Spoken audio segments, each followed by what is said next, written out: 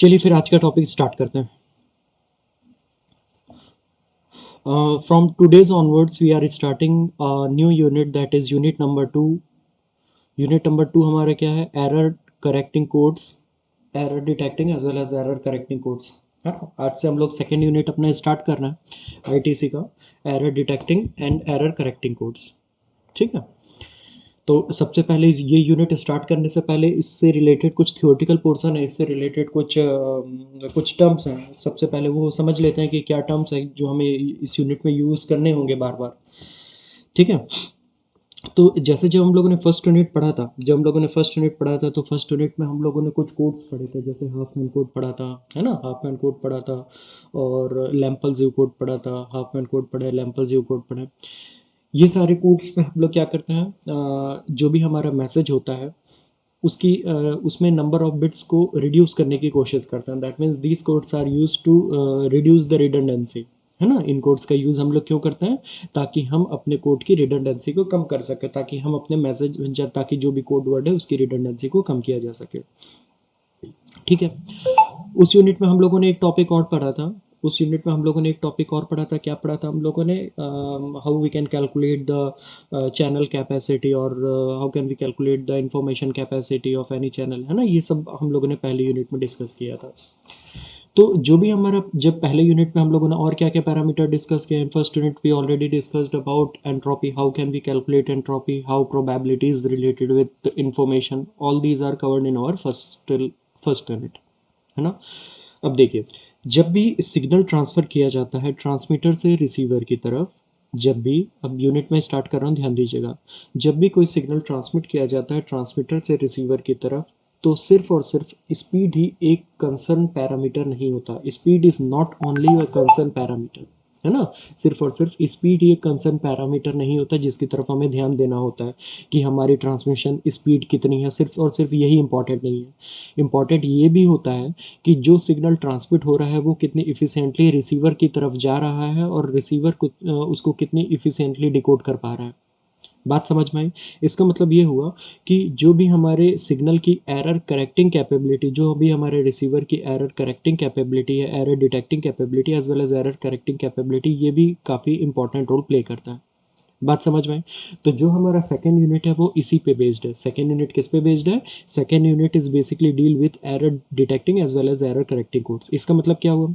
इसका मतलब ये हुआ बेटा, इसका मतलब ये हुआ कि जब हम लोग कोई भी सिग्नल ट्रांसफ़र करते हैं ना, जब वो रिसीवर की तरफ आता है तो डेफिनेटली वो पास होके आता है चैनल से, और चैनल वो मीडियम है जिसमें नॉइज़ सिग्नल हमारे चैनल को डिस्टॉर्ट करते हैं, करप्ट करते हैं, जिसके कारण हमारी नंबर ऑफ बिट जिसके कारण हमारे बिट्स चेंज हो जाते हैं, फ्लिप हो जाते हैं। है ना? अगर अब 1 हमारी 0 में कन्वर्ट हो जाती है और 0 हमारी 1 में कन्वर्ट हो जाती है, इसका मतलब ये है कि हमारे डेटा में कोई ना कोई एरर आ चुका है। ठीक है, तो जब ये डेटा रिसीवर तक पहुंचता है तो रिसीवर ये कैसे आइडेंटिफाई करता है कि उस डेटा में एरर है कि नहीं है? है ना? रिसीवर को भी तो पता होना चाहिए कि जो हमारे पास डेटा आया है वो करेक्ट है कि नहीं है। तो इसके लिए वो कुछ कोड्स का यूज़ करता है, that is known as error detecting as well as if receiver is only capable to detect the bit, that is then it is known as, then this type of code is known as error detecting code only. If the receiver is capable to detect as well as correct the code, then this type of code is known as error detecting as well as error correcting code. बात समझ में आई? तो जो हमारा second unit है बेटा, जो भी हमारा सेकेंड यूनिट है वो बेसिकली इसी पे डील करता है। क्लियर बात? यहाँ पे कुछ उसकी डेफिनेशन भी लिखी हुई है, आप लोग यहाँ पे चेक कर सकते हैं।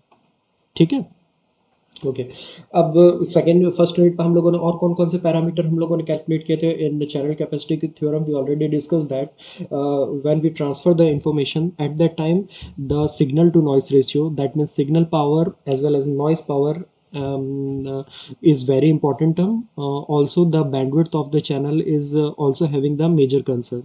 है ना? जो भी हमारे चैनल की बैंडविड्थ होती है वो उसमें वो भी बहुत ही इंपॉर्टेंट होती है, उस पर भी ध्यान देना बहुत इंपॉर्टेंट होता है, एज वेल एज हमारे सिग्नल का पावर और नॉइज़ का पावर वो भी बहुत इंपॉर्टेंट होता है। बात समझ में आई? तो सिग्नल टू नॉइस रेशियो, ध्यान दीजिएगा, सिग्नल टू नॉइस रेशियो की वैल्यू हमेशा ज़्यादा होनी चाहिए। है ना? जब जब हमारा सिग्नल पावर ज़्यादा होगा, नॉइस पावर कम होगा, तो श्योरली जो सिग्नल टू नॉइस रेशियो है उसकी वैल्यू ज़्यादा होती हो जाएगी। ठीक है, तो एक प्रॉपर डिटेक्शन के लिए हमारे सिग्नल टू नॉइस रेशियो की वैल्यू हमेशा ज़्यादा होनी चाहिए। क्लियर बात? ये सब चीज़ें ध्यान रखिएगा। अच्छा, एक यहाँ पे एक ब्लॉक डायग्राम मेंशन किया गया है, आप यहाँ पे एक चेक कीजिएगा, एक ब्लॉक डायग्राम यहाँ पे मेंशन किया गया है। यहाँ पे आप लोग चेक करेंगे, this one is the channel encoder, this one is the modulator. Now here some noise signal is added with the input signal now, and it is transferred toward the receiver, it is transferred toward the receiver, and in the receiver and in the receiver and first channel first demodulator is used, and the output of demodulator is provided to the channel decoder, and last this one is the message bit, है ना। अब मैं इसको अगर ठीक से आप लोगों को बताऊं, तो जो ऊपर वाली जो लाइन है, this one is the representation of transmission processing in the transmitter side, and the below line represent the processing that occurs in receiver side, है ना। हम जानते हैं ट्रांसमीटर साइड में इनपुट होता है ना, वो इनपुट किस में कन्वर्ट होता है, वो हमारा मॉड्यूलेटेड सिग्नल में कन्वर्ट होता है, ऐसा मैंने बताया था। या फिर इनपुट सिग्नल में जो भी हम लोग कोड्स वगैरह करते हैं, कोड करने के बाद उसको मॉड्यूलेशन करते हैं इफ़ रिक्वायर्ड, और उसके बाद हम उसको ट्रांसफर करते हैं। तो ये जो है ना, यहाँ पे जो नॉइस है, दैट मीन्स ये हमारा चैनल है, ये जो यहाँ पे लाइन रिप्रेजेंट की गई है, this one is the channel, and this one is the process that occurs in the transmitter side. Clear बात। तो जब हमारा सिग्नल चैनल के थ्रू पास होता है, तो चैनल में नॉइस मर्ज हो जाती है, ठीक है। अब this noise channel provided as a input to the receiver circuit, this one is the receiver circuit and this one is the input towards the receiver. तो रिसीवर में सबसे क्या होता है, सबसे पहले मॉड्यूलेशन होता है। मैंने आप लोगों को पहले ही बताया है कि ट्रांसमीटर साइड का और रिसीवर साइड का ऑपरेशन हमेशा जस्ट अपोजिट होता है। If you use modulator in the transmitter side, तो surely we need to use the demodulator in the receiver side. If you use channel encoder in the transmitter side, then the use of a channel decoder is necessary in the receiver side, और इसके process के बाद हमें message bit मिल जाती है। Clear बात यहाँ तक सभी को, ठीक है। अच्छा, यहाँ पे चैनल एनकोडर लिखा हुआ है, ठीक। फर्स्ट यूनिट जब हम लोगों ने डिस्कस किया था, तो मैंने आप लोगों को बताया था कि दो टाइप के कोडिंग्स होते हैं। कौन कौन से दो टाइप की कोडिंग्स होते हैं? एक कोडिंग को कहा जाता है source coding, and the second coding is known as channel coding, है ना। जब भी सिग्नल को ट्रांसफर किया जाता है, यहाँ पे भले ही एक ब्लॉक दिखाया गया है, लेकिन दो प्रोसेसिंग होती है। यहाँ पे भले ही सिर्फ और सिर्फ चैनल एनकोडर के बारे में बताया गया है, लेकिन यहाँ पे दो अलग अलग ब्लॉक्स होते हैं। One is source encoding and another one is the channel encoding. Source encoding का यूज़ किया जाता है जब भी हमें नंबर ऑफ बिट को डिक्रीज करना होता है, जिसके लिए हम लोग हाफ मैन कोड वगैरह यूज़ करते हैं, ठीक है यहाँ तक। और चैनल एनकोडिंग मैंने बताया था, channel encoding is use for increasing the redundancy. इसका मतलब ये है कि चैनल डिकोडिंग में चैनल एनकोडिंग में हम क्या करते हैं, अपने मैसेज सिग्नल के साथ हम अपने मैसेज सिग्नल के साथ में कुछ बिट्स ऐड करते हैं, है ना। कुछ बिट्स ऐड करते हैं, इसका मतलब क्या है, सपोज हमारा मैसेज था, ध्यान दीजिएगा, सपोज हमारा मैसेज था 101, ठीक है। तो जब चैनल एनकोडर के थ्रू ये 101 पास होगा ना, तो चैनल एनकोडर का आउटपुट क्या आ गया, मैं आपको एग्जांपल के थ्रू ही बता रहा हूँ। चैनल एनकोडर का आउटपुट आ गया 1011। क्लियर है। चैनल एनकोडर का इनपुट क्या था 101, और चैनल एनकोडर का आउटपुट क्या था 1011। दैट मीन्स जो आउटपुट बिट है वो तो नंबर ऑफ बिट से ज़्यादा है। That means channel encoder is use to increase the redundancy, ठीक है। और जो एक्स्ट्रा बिट यहाँ पे ऐड की जाती है ना बेटा, जैसे यहाँ पे ये वन एक एक्स्ट्रा बिट है जिसको ऐड किया गया है, यहाँ पे वन एक एक्स्ट्रा बिट है जिसको ऐड किया गया है, this extra bit is known as parity bit. जो हम लोगों ने, अगर आप लोगों ने डिजिटल इलेक्ट्रॉनिक्स पढ़ा होगा, तो आप लोगों को याद होगा, some extra bits are used for the representation of receiver address and other information, that extra bit is known as parity bit. ये हम लोगों ने डिजिटल इलेक्ट्रॉनिक्स में पढ़ा है। पैरिटी बिट्स दो टाइप की होती है, ये सब पढ़ा है हम लोगों ने, इवन पैरिटी, ऑड पैरिटी, ठीक है। तो अभी हम लोग उतना डीप में नहीं जाएंगे, सिर्फ अभी इतना ध्यान रखिएगा कि जो भी हमारा चैनल एनकोडर होता है, उसका काम होता है कम नंबर ऑफ बिट को ज़्यादा नंबर ऑफ बिट में कन्वर्ट करना, दैट मीन्स रिडंडेंसी को इंक्रीज करना। क्लियर बात है। तो इस यूनिट में जो भी हमारा ये वाला यूनिट है, जो कौन सा हमारा यूनिट है, जो भी हमारा एरर करेक्टिंग वाला जो यूनिट है ना, एरर करेक्टिंग वाला ये जो हमारा सेकंड यूनिट है, इस यूनिट में जितने भी कोड्स हम लोग स्टडी करेंगे, उसमें क्या होगा कि कोई भी जो हमारा मैसेज है, उसके साथ में कुछ बिट्स हम लोग ऐड करके नए कोड को जनरेट करेंगे, ठीक है। ये चीज़ बिल्कुल ध्यान रखिएगा, ठीक। इस यूनिट में हम लोग अपने मैसेज की रिडंडेंसी को इंक्रीज करेंगे, बस इतना आप लोग ध्यान रखिएगा, सभी लोग इतना ध्यान रखिएगा, ठीक है। किसी को भी इतने पोर्शन में कुछ डाउट है, किसी को भी इतने पोर्शन में, अभी 15 स्टूडेंट्स लाइव हैं, किसी को भी इतने पोर्शन में कुछ डाउट है, तो अभी चैट बॉक्स ओपन है, आप लोग रिप्लाई कर सकते हैं। किसी को भी इतने में कुछ डाउट है, तो आप लोग चैट बॉक्स ओपन है, आप लोग रिप्लाई कर सकते हैं, फिर हम लोग आगे बढ़ेंगे। किसी को भी कुछ डाउट है, तो आप अभी चैट बॉक्स ओपन है, आप लोग कमेंट कर सकते हैं।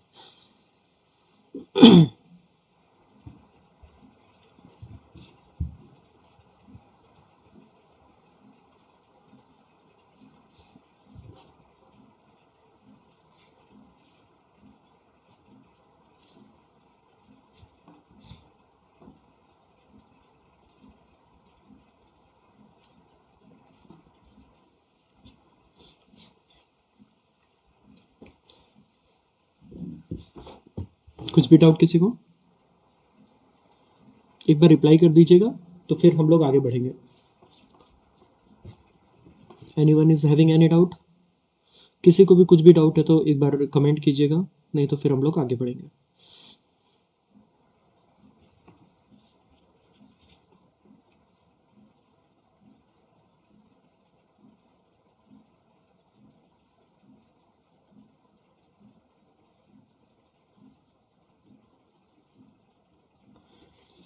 ठीक, चलो हम लोग अब आगे अपने टॉपिक की तरफ बढ़ते हैं। हाँ, तो basically there are the two types of code, basically there are the two types of code, है ना, हम लोग जो स्टडी कर रहे हैं। इसके अलावा भी कुछ कोड्स हो सकते हैं, है ना, जैसे एक कोड यहाँ पे गिवन है, first one is known as block code, first one is known as block code and the second one is known as convolutional code, convolutional code, first one is known as block code and the second one is known as convolutional code. There are the two types of code, first is known as block code and the second one is known as convolutional code. ध्यान रखिएगा सभी लोग, ठीक है। अच्छा, सबसे पहले block code क्या होता है? देखो बेटा, एक होता है मैसेज, मैसेज मतलब होता है जिस सिग्नल को हम लोग ट्रांसफर करते हैं ना, उस सिग्नल को मैसेज कहते हैं। सपोज हमने यहाँ पे मैसेज कंसीडर किया है 101, क्लियर बात, this one is the message, ठीक। मैसेज में जो नंबर ऑफ बिट होती है, मैसेज में जो नंबर ऑफ बिट होती है, इसकी क्वांटिटी को रिप्रेजेंट करने के लिए हम एक सिंबल यूज करते हैं स्मॉल के, इसमें इसको रिप्रेजेंट करने के लिए हम एक सिंबल यूज करते हैं स्मॉल के। क्लियर है यहाँ तक सभी? एक बार बताइएगा। सबसे पहले जिस मैसेज को हमें कोडवर्ड में कन्वर्ट करना है या जिस मैसेज को हमें कोड करना है, उसकी क्वांटिटी को रिप्रेजेंट किया जाता है स्मॉल के से। ये आई थिंक सभी को क्लियर होगा, इसकी क्वांटिटी को रिप्रेजेंट किया जाता है स्मॉल के से, ठीक है। जब हम अपने मैसेज को कोड कर देते हैं, जब हम अपने मैसेज को कोड कर देते हैं तो श्योरली जो नंबर ऑफ बिट है वो इंक्रीज हो जाएगी। मैसेज को कोड करने के बाद जो ये 101 थी, अब वो कन्वर्ट होके हो गई है, ध्यान दीजिएगा, मैसेज को एनकोड करने के बाद जो ये 101 थी, अब वो हो गई है 10111 सपोज, ठीक है। अब ये कितनी बिट हो गई यहाँ पे? 1 2 3 4 5, क्लियर बात। तो जो भी कन्वर्ट करने के बाद मैसेज जितने बिट का बनता है उसको रिप्रेजेंट किया जाता है स्मॉल एन से, उसको किससे रिप्रेजेंट किया जाता है? स्मॉल एन से। एंड दिस ये जो 5 बिट का डेटा है, this data of 5 bit is known as block code. That means generate करने के बाद जो नया कोड बनता है, अपने मैसेज सिग्नल में पैरिटी बिट को ऐड करने के बाद जो नया कोड बनता है, that particular code is known as block code. Okay, number of bit that appears in block code is represented by small n, and the number of bit that exist in message is represented by small k, ठीक है। there is some representation that we use to represent block code. Anytime we have to represent block code by using this small n minus k, this small n minus k, this small n minus k is nothing, this small n minus k is nothing but a representation of block code. Here small s is here small n is used to represent the length of block code, या हम कह सकते हैं जो code करने के बाद जो हमारा नया डेटा बना है उसमें नंबर ऑफ बिट्स को स्मॉल एन से रिप्रेजेंट किया जाता है। Small K is use to represent the message bit को रिप्रेजेंट करने के लिए स्मॉल के का यूज किया जाता है, ठीक है। और N minus K is known as redundant bit, जैसे यहाँ पे मेंशन किया गया ना, N minus K is known as redundant bit. Now what is the mean of redundant bit? Redundant bit is nothing but a parity bit, because we know that when we add parity bit with the message bit, then we get the block code only, है ना। So number of parity bit equals to number of block code, number of bits that appears in that exist in block code minus number of bit that exist in message. Clear बात, सबको समझ में आया message code क्या है? जो हमारे पास एक मैसेज होता है उसमें कुछ पैरिटी बिट्स ऐड कर देते हैं, तो जो नया कोड बनता है उसको हम लोग ब्लॉक कोड कहते हैं। ब्लॉक कोड को हमेशा n माइनस के से रिप्रेजेंट किया जाता है, ये क्लियर ध्यान रखिएगा, ठीक है। Now the second code word, is known as convolutional code. ठीक है। In this type of code, ध्यान दीजिएगा, इस टाइप के कोड में क्या होता है, this type of code is totally dependent on time. Time dependent code है ना. This type of code is totally dependent on time. In this type of code, the operation is appear in bit by bit. The operation is appear in bit by bit. That means when one bit is appear as an input to the coder, then we get the output as a one bit. When we get the second bit as an input of the coder, then we get the second output coded bit. समझ में आया आप लोगों को. मतलब हर एक bit हमारे coder में इंसर्ट होती है और उसका कोडेड फॉर्म आउटपुट में आता है. ये ऑपरेशन बिट बाय बिट चलता है. क्लियर बात. क्योंकि ये वाला जो ऑपरेशन है हमारा बिट बाय बिट चलता है, इसीलिए हम ये कहते हैं कि ये हमारा टाइम डिपेंडेंट ऑपरेशन है ना. टाइम डिपेंडेंट ऑपरेशन मतलब यहाँ पे बहुत ही मैटर करता है कि करंट बिट कौन सी है, प्रीवियस बिट कौन सी है. क्योंकि हर एक करंट बिट का जो भी आउटपुट आएगा वो हमारे प्रीवियस बिट के रिप्रेजेंटेशन को इफेक्ट करेगा. हर एक करंट बिट का जो भी आउटपुट आएगा वो हमारे प्रीवियस बिट के आउटपुट को इफेक्ट करेगा. इसका मतलब क्या है, देखो समझने के लिए इसको मैं बताता हूँ. समझने के लिए इसका मतलब ये है कि सपोज हमारे इनपुट में है 101 है ना, हमारे इनपुट में है ये 3 बिट. ठीक. तो जब हम इसको कोडर में प्रोवाइड करेंगे ना बेटा, तो कोडर एक साथ ये तीनों बिट को लेकर आउटपुट नहीं प्रोवाइड करेगा. Coder first use this LSB as a input and provide the output for this input only. When the second bit is provided as an input, then the done the coding operation and provide the coded operation for the second bit only. When we provide this third bit as an input to the coder, then the coder will provide the coded operation of this third bit only. That's why it is the time dependent operation. तो क्या होगा कि जो भी हमारा ये 3 bit है वो इस 4 बिट में कन्वर्ट हो गई है, लेकिन ये बिट बाय बिट ऑपरेशन हुआ है. That's why it is known as time dependent operation. Clear बात. सभी ध्यान रखिएगा. It is a time dependent operation. इसमें क्या होता है, एक हमारे पास एक रिस्पॉन्स होता है. हर एक कोडर का एक रिस्पॉन्स होता है. तो जो भी इनपुट होता है वो उस रिस्पॉन्स के साथ मल्टीप्लाइड होता है. उसको कहा जाता है मॉड्यूल ऑपरेशन, है ना. जो भी इनपुट बिट होती है वो कोडर के साथ मॉड्यूल ऑपरेशन होता है और then we will get the output in the receiver side. Clear बात. अच्छा, ये फोर्थ ऑपरेशन. अब ये है हमारा थर्ड कोड, है ना. ये थर्ड कोड है, ध्यान दीजिएगा. The third code is known as linear code. What is the mean of linear code?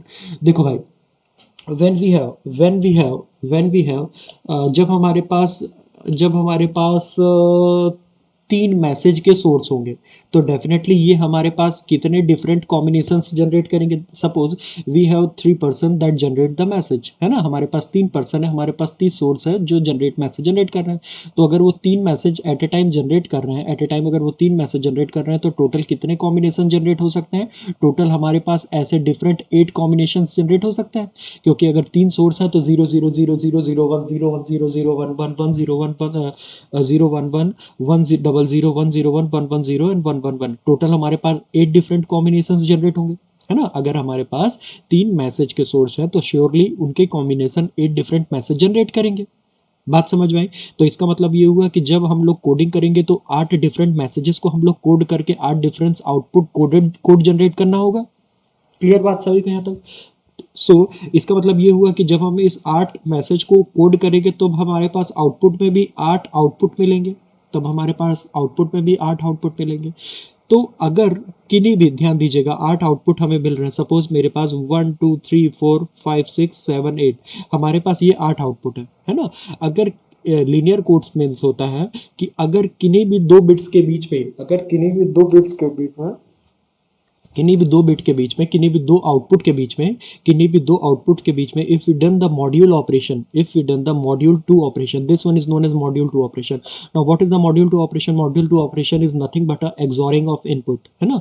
Module 2 operation एक टर्म थोड़ा भारी भरकम है, लेकिन ये कुछ भी नहीं होता. मॉड्यूल 2 ऑपरेशन मतलब होता है एक्सॉरिंग ऑपरेशन. ठीक है.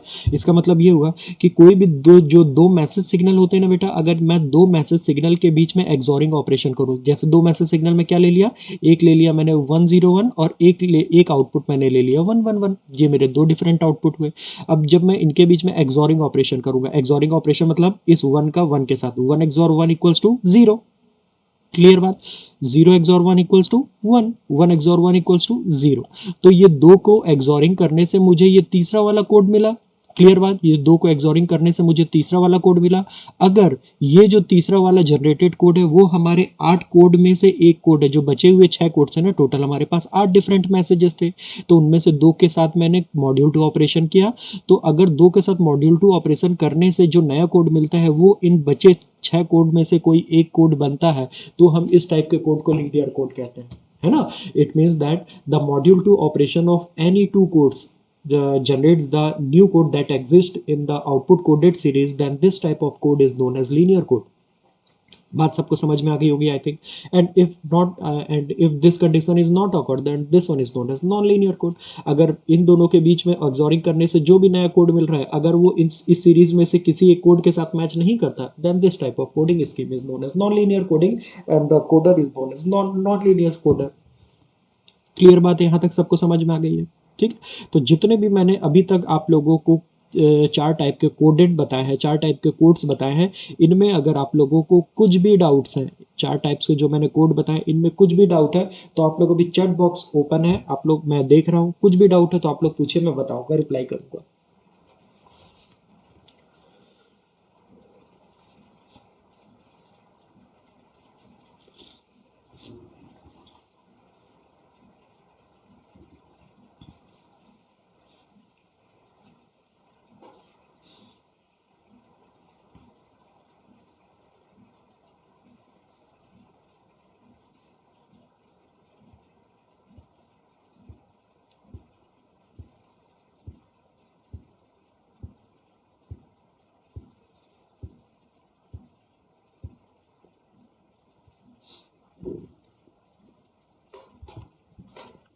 किसी को भी कुछ भी डाउट है बेटा एक बार रिप्लाई कीजिएगा।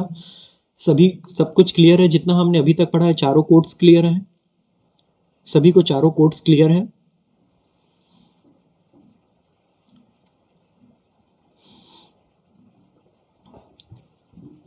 सभी को चारों कोड्स क्लियर हैं।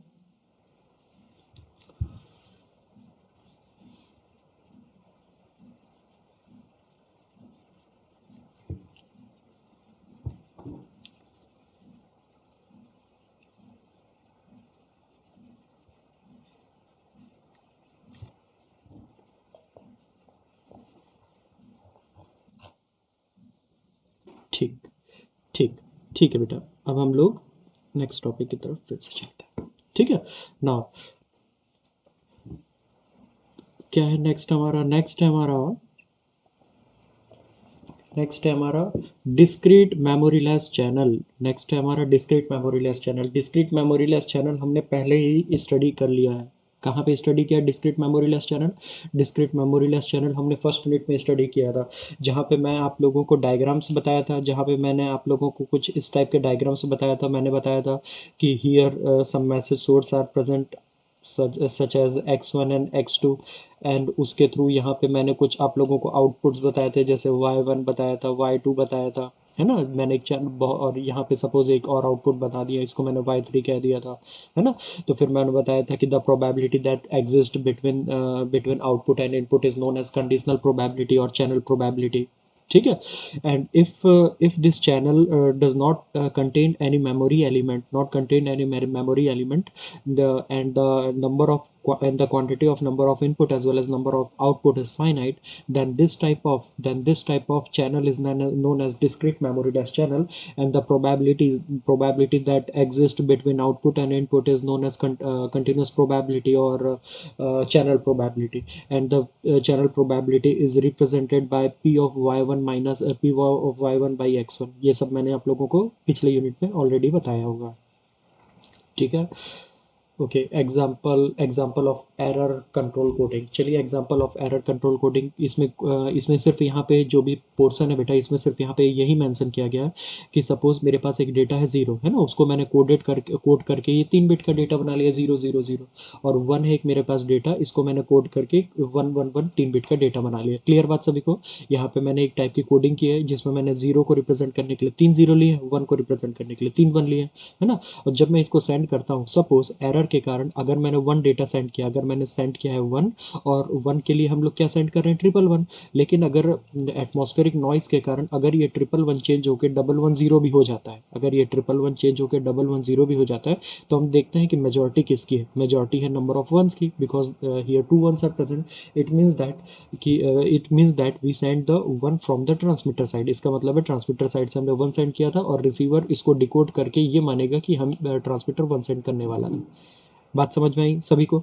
जैसे अगर 1 को ट्रांसमिट करने के लिए, ध्यान दीजिए सभी, अगर 1 को ट्रांसमिट करने के लिए हमें 111 भेजना था ना, 1 को ट्रांसमिट करने के लिए हमें 111 भेजना था, लेकिन रिसीवर में पहुंचा बेटा 101, है ना। तो रिसीवर क्या करेगा, रिसीवर काउंट करेगा कि मेजॉरिटी किसकी, मेजॉरिटी 1 की है, मेजॉरिटी 1 की है, तो 1 को फाइनल बिट मान लेगा, 1 को फाइनल बिट मान लेगा। ठीक है, ये इस टाइप का कोडिंग ऑपरेशन होता है। लेकिन इस टाइप के कोडिंग ऑपरेशन में दिक्कत ये है कि अगर 2 बिट फ्लिप हो गई, तो अगर यहाँ पे 1 की जगह अगर यहाँ पे 100 आ गया, तो यहाँ पे तो 0 प्रायोरिटी हो जाएगी, 0 हाईएस्ट हो जाएगा, और क्योंकि 0 हाईएस्ट हो जाएगा तो रिसीवर तो उसको 0 मान लेगा, जबकि हमने ट्रांसमीटर से 1 सेंड किया था।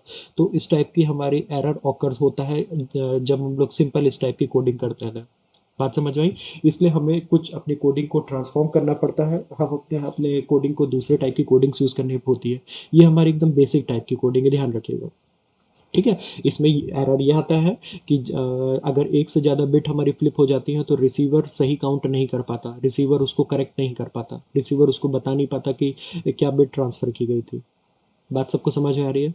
So this is the error that exist while we doing a simple type of error, while we done a simple type of coding।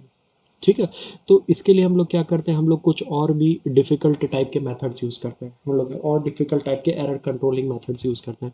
These are the two methods that present for error control, that we use for the controlling of errors.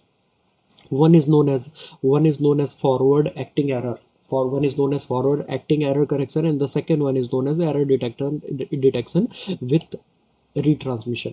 सबसे पहले मैं आपको second वाला बताता हूँ, ये आपको समझने में ज़्यादा आसानी होगी।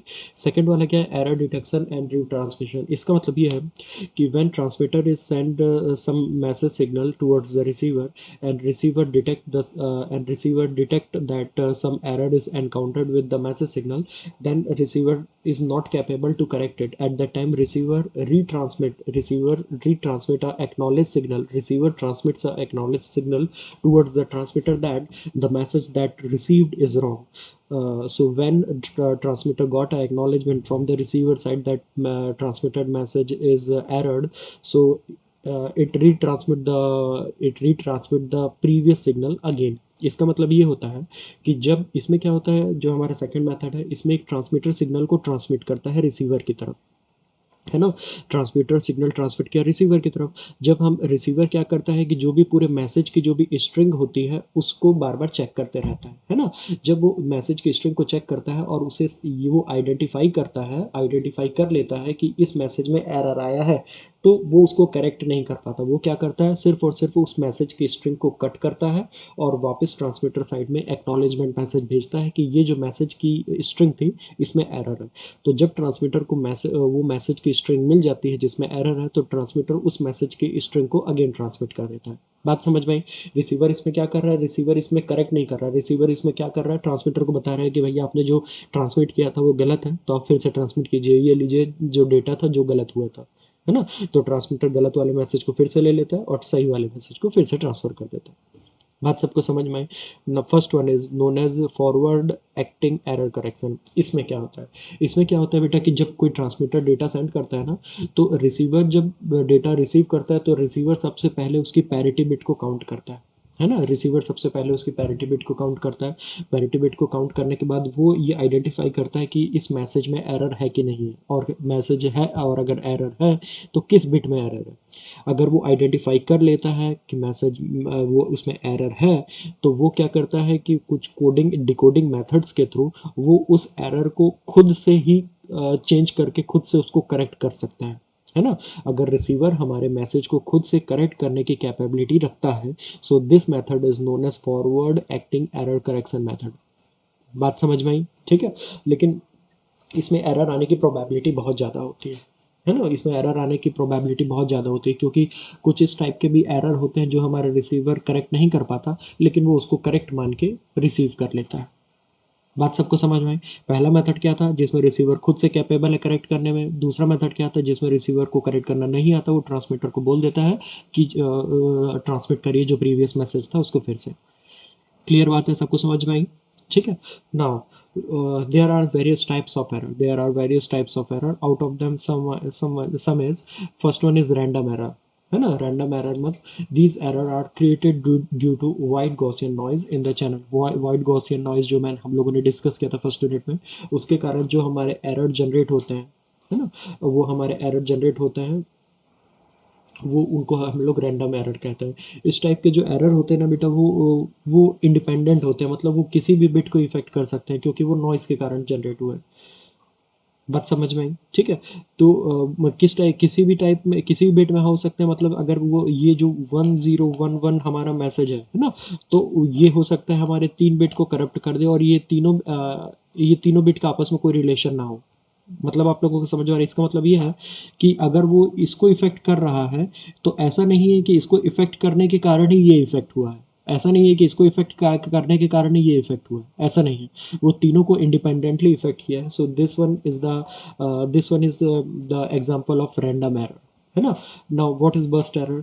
ये इस टाइप का जो हमारा एरर होता है, ये जनरेट होता है due to impulsive noise in the channel. ये हमारी इम्पल्सिव नॉइस के कारण इस टाइप का एरर ऑकर होता है। ठीक है। ये जनरली ऑकर होता है हमारी स्विचिंग ट्रांजिशन के कारण और लाइटनिंग इफेक्ट के कारण, जो भी हमारे फ्री एटमॉस्फेयर में जो भी इफेक्ट होते हैं ना बेटा, उसके कारण इस टाइप का एरर ऑकर होता है। द इसमें क्या होता है कि एक बिट में जो एरर होता है वो अगले बिट को इफेक्ट करता है। मतलब अगर लास्ट बिट में एरर आया है ना, तो हो सकता है इसके कारण ही इस बिट में चेंज आए। मतलब अगर एक बिट का जो एरर है वो अगले बिट को इफेक्ट करे, so this one is known as burst error. When the error of one bit is independent to the error of another bit, then this type of error is known as random error. याद रहेगा? तो ध्यान रखिएगा, to types of error is mainly exist, one is random and one is fixed. In fixed error, the error that occurred in one bit the error that occur in one bit affects the neighbor bit। और इसमें हमारा जो error होता है one bit में, वो उसकी neighbour bit को कोई इफेक्ट नहीं करता, वो सीधे सीधे जो नॉइज है उसी के कारण इफेक्ट होता है। ठीक है। तो ये सब चीज़ें ध्यान रखिएगा। अच्छा, कोड वर्ड कोड वर्ड मैंने आप लोगों को पहले ही बता चुका है। मैसेज को कोड करने के बाद जो नया मैसेज को कोड करने के बाद जो नया हमारा डेटा बनता है, उसको हम लोग कोड वर्ड कहते हैं, है ना। कोड वर्ड में जो भी मैसेज की कोड वर्ड में जो भी बिट्स की लेंथ होती है, उसको स्मॉल एन से रिप्रेजेंट किया जाता है ना। इसको ब्लॉक लेंथ भी कहा जाता है, इसको हम लोग ब्लॉक लेंथ भी कहते हैं। ठीक है, इसको हम लोग ब्लॉक लेंथ भी कहते हैं, ध्यान रखिएगा। और मैसेज की लेंथ को किससे रिप्रेजेंट करते हैं? स्मॉल के से। ठीक है। तो इसका मतलब क्या हुआ कि स्मॉल के की वैल्यू हमेशा कम होगी। स्मॉल के की वैल्यू हमेशा किससे कम होगी? स्मॉल के की वैल्यू हमेशा कम होगी स्मॉल एन से। क्यों? क्योंकि ये तो मैसेज और ये तो कोड वर्ड है, और कोड वर्ड हमेशा बड़ा होगा मैसेज, तो स्मॉल एन की वैल्यू हमेशा कैपिटल एन से बड़ी होगी। So when we done a ratio between small k and small n, then always the ratio between k and n is less than unity, है ना। so this the ratio between small k and small is n is known as code rate। इसको क्या कहा जाता है? ध्यान रखिएगा, इसको कहा जाता है code rate. And the range of code rate always exist between 0 and 1। ठीक है। और जब हम लोग इसका जस्ट रिवर्स ऑपरेशन करते हैं, when we done ratio between small n and small k and multiplied R S. Now what is the R S? R S is nothing but a bit rate। rs is nothing but a bit rate when we done its opposite operation, and in that we opposite operation and multiplied the bit rate with the reciprocal of code rate, then we get the channel data rate, है ना। इसको हम लोग और किस form से समझ सकते हैं? मैं इसको ऐसा भी समझ सकता हूँ, small R S divide by small R S divide by small R, small R S divide by small R is known as R naught, है ना। या अगर मुझसे कभी पूछ लिया जाए कि what is the relation between channel data rate, what is the relation between channel data rate and code rate, so channel data rate and code rate is reciprocal to each other. ठीक है, ध्यान रखिएगा। ये code vector वही है जो मैंने starting में आप लोगों को बताया था कि suppose there are the three message in the transmitter side, तो so three different messages, three different sources generated at different messages, these are the combinations of messages 0 0 0 0 0 0 1 0 1 0 0 1 1 1 1 0. If we represent these message in terms of by using a certain vector, in when we represent these message in free space, then this type of representation is known as code vector. When we represent message in free space, this type of representation is known as code vector. याद रहेगा सभी लोगों को? ठीक है, ध्यान रखिएगा, ये सभी लोग बिल्कुल ध्यान रखिएगा। ठीक है, इसमें किसी को, इसमें अभी तक जितना भी पोर्शन हुआ आई थिंक इसमें किसी को भी कुछ डाउट नहीं होगा, है ना? अगर कुछ भी डाउट होगा बेटा तो लास्ट में एक बार हम लोग 5 मिनट का ब्रेक लेंगे, तो उसमें आप लोग बता दीजिएगा किसी को भी अगर कुछ भी डाउट आ रहा होगा तो। Now the next topic is, now the next heading is Hamming distance. Now what is Hamming distance? Hamming distance याद करिएगा, Hamming distance क्या होता है? Suppose we have two code words. Suppose we have two code words. Suppose we have two messages. Suppose we have two messages. One is 101 and another one is the 110. So so the Hamming distance is used to represent the difference in any bit position. Difference in any bit position, इसका मतलब ये होता है कि Hamming distance का use किया जाता है बिट पोजीशन में जो डिफरेंस आ रहा है उसको रिप्रेजेंट करने के लिए। जैसे यहाँ पे देखिए आप, फर्स्ट बिट में 1 है, फर्स्ट बिट में 1 है, दैट मीन्स दोनों में फर्स्ट बिट में 1 है तो कोई भी डिफरेंस नहीं है। सेकंड बिट यहाँ 0 है, सेकंड बिट यहाँ पे 1 है, दैट मीन्स एक बिट का डिफरेंस सेकंड बिट में चेंज आ रहा है। और यहाँ पे थर्ड बिट में यहाँ पे 1 है और यहाँ पे थर्ड बिट में 0 है, दैट मीन्स यहाँ पे दो बिट पोजीशन चेंज है, सेकंड बिट और थर्ड बिट दोनों में चेंज है ना? तो यहाँ पे हैमिंग डिस्टेंस क्या होगी? हैमिंग डिस्टेंस यहाँ पे होगी 2। हैमिंग डिस्टेंस यहाँ पे क्यों होगी, क्या होगी? 2 होगी। Hamming distance is nothing but a difference in the bit position when we compare the two code words, है ना?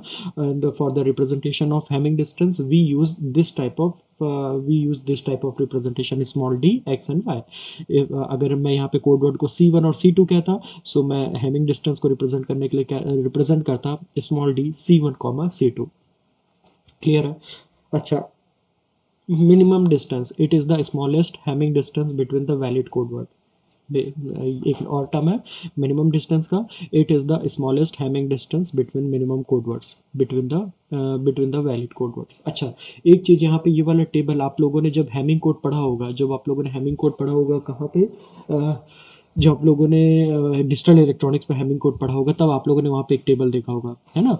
इस यहाँ पे जो एस है वो एक बहुत ही इंपॉर्टेंट रोल प्ले करता है। इस एस से हमें पता चलता है, इस एस से हमें ये पता चलता है कि डिटेक्ट अप टू एस, अगर यहाँ पे जो एस की वैल्यू है उससे हमें ये पता चलता है कि ये कोड वर्ड हमारे कितने बिट के एरर को करेक्ट कर पाएगा, है ना? वैसे यहाँ पे ये वाला जो रिलेशन ये बताता है कि ये कितने बिट के एरर को करेक्ट कर पाएगा। यहाँ पे जैसे मेंशन किया गया है, the correct up to T errors per word, है ना? Correct up to T errors per word, मतलब अगर यहाँ पे टी की वैल्यू सपोज मैं 1 रखता हूँ, तो 3 आ गया, तो D minimum is greater than 3, है ना? तो उस समय जो भी हमारी मिनिमम डिस्टेंस हो जाएगी वो ग्रेटर देन 3 हो जाएगी। ठीक है, ध्यान रखिएगा, है ना? आई थिंक जब हम लोगों ने हैमिंग कोड पढ़ा था तब हम लोगों ने इस टाइप के रिलेशन का यूज़ किया था, जहाँ पे हम लोग ये आइडेंटिफाई किए थे कि अगर नंबर ऑफ मैसेज बिट इतनी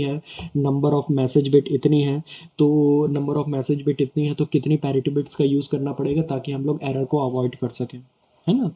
तो ठीक है, ये सब ध्यान रखिएगा। कोड इफिशियंसी या कोड रेट मैंने आप लोगों को पहले बताया, कोड रेट को ही कोड इफिशियंसी कहा जाता है। ये अलग अलग टर्म्स है, ध्यान रखिएगा ये सारी चीज़ें, है ना? ये सारी चीज़ें आप लोग ध्यान रखना है आप लोगों को। तो इसके बाद हमारा लीनियर ब्लॉक कोड्स वगैरह स्टार्ट होते हैं, लीनियर ब्लॉक कोड, और उसके बाद फिर इससे रिलेटेड न्यूमेरिकल स्टार्ट होते हैं। आज की क्लास हमारी बेसिकली थियोरटिकल थी, और इसके बाद जो हमारा टॉपिक है लीनियर ब्लॉक कोड, और तो लीनियर ब्लॉक कोड में मेनली हम लोग एग्जाम्पल्स देखेंगे, क्योंकि इस यूनिट से जो थियोरटिकल पोर्शन आते हैं वो बहुत ही मिनिमम मार्क्स के आते हैं, है ना? जो मेजर क्वेश्चंस आते हैं वो हमारे न्यूमेरिकल क्वेश्चन से आते हैं। जैसे मैंने आप लोगों को बताया था कि बेसिकली 4 टाइप के कोड्स होते हैं, ब्लॉक कोड हो गया, और कौन सा कोड बताया था हमने, कॉन्वोल्यूशनल कोड हो गया, लीनियर कोड हो गया, नॉन लीनियर कोड हो गया। तो उन्हीं में से एक कोड है हम लोगों का यहाँ पे लीनियर कोड। ठीक है, लीनियर कोड है। तो जो भी लीनियर कोड का जो भी टॉपिक है ये हम लोग फिर अगले अपने नेक्स्ट लेक्चर में फिर स्टडी करते हैं। ठीक है, लीनियर कोड वाला जो टॉपिक है यहाँ से हम अपने नेक्स्ट लेक्चर में स्टडी करते हैं। आज का जितना भी थ्योरेटिकल पोर्शन हुआ है यहाँ से लेकर यहाँ तक, आप लोग सभी लोग अपनी कॉपी में नोट्स बनाएंगे। यहाँ तक का जितना भी थ्योरेटिकल पोर्शन हुआ सभी अपनी कॉपी में नोट्स बनाएंगे, और कुछ भी डाउट होंगे तो आप लोग, अभी मैं चैट बॉक्स ओपन रखा हूँ, आप लोग चैट बॉक्स में अभी अपने डाउट्स को पूछ सकते हैं। मैंने अभी चैट बॉक्स को ओपन रखा है, आप लोग अपने डाउट को पूछ सकते हैं। अदरवाइज फिर हम लोग आज का लेक्चर यहाँ पे ख़त्म करते हैं।